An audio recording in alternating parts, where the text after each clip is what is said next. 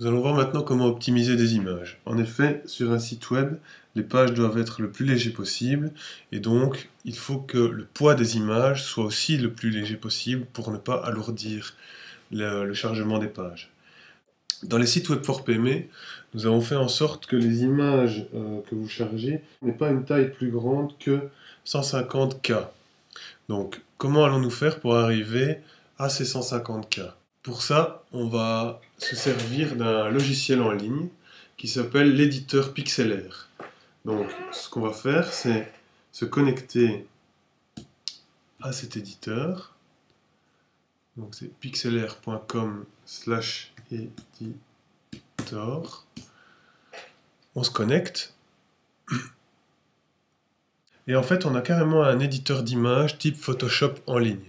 Ici, on va vraiment voir les fonctionnalités de base, c'est-à-dire comment réduire la taille d'une image. Après, si vous voulez, vous pouvez bien sûr vous amuser à trafiquer vos photos grâce à cet éditeur.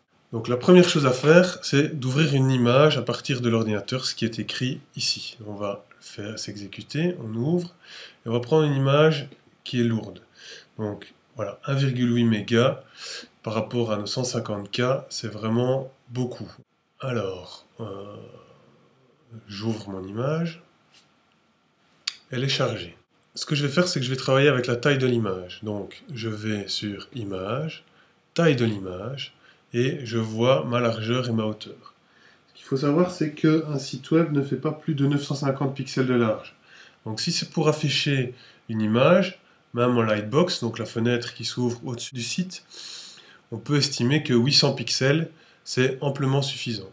Donc je vais définir une largeur de 800 pixels et automatiquement la hauteur s'adapte. On conserve les proportions, OK. Voilà, donc mon image est réduite.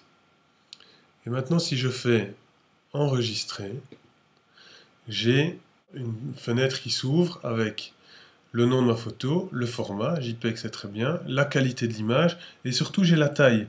Et donc souvenez-vous, on passe de 1,8 mégas à 123K, ce qui est parfait parce qu'on peut aller jusqu'à 150. Donc voilà, je change le nom.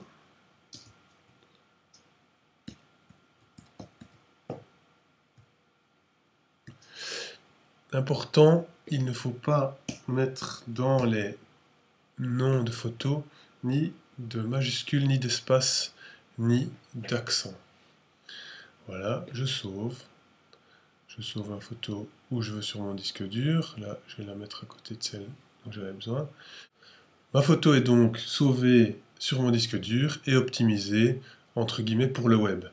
Ça veut dire que maintenant, il vous suffit de retourner sur votre site web et grâce à l'éditeur, la gestion des images, importer votre image et la placer là où vous voulez dans votre contenu.